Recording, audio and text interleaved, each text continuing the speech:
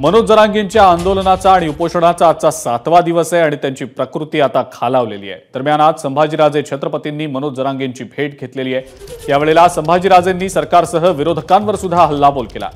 जरांगेंना काही झालं तर सरकार आणि विरोधक दोघेही जबाबदार असल्याचं संभाजीराजेंनी सांगितलं।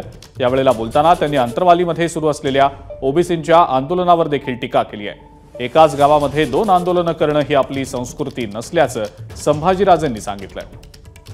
माझी तर सूचना या मुख्यमंत्र्यांना उपमुख्यमंत्र्यांना,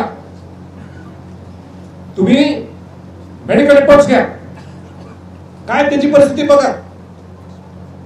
आता इथं स्वतः या हेलिकॉप्टर येतात तुमच्याकडे, प्लेन येतात भरपूर, या नाही बघा काय परिस्थिती आहे, रिपोर्ट्स घ्या, तुमच्या सिस्टम कडनं रिपोर्ट घ्या। तुम्हाला आमच्या डॉक्टरकडे विश्वास नाही ना, सोडून द्या। तुमच्या गव्हर्नमेंटची एजन्सी, गव्हर्नमेंटच्या तुमच्या मेडिकल सिस्टम मध्ये रिपोर्ट घ्या।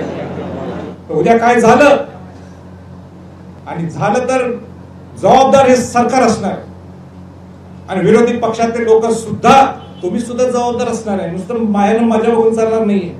तुम्ही हे आंदोलन होऊ शकत, तुम्हाला तुमच्या हक्काचा न्यायाचा हक्क ना, तुम्ही लढत द्या ना तुम्ही।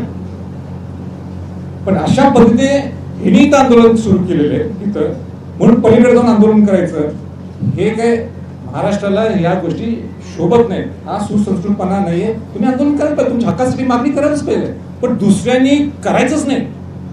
दुसऱ्यांच्या मागण्या ह्या बरोबरच नाहीयेत।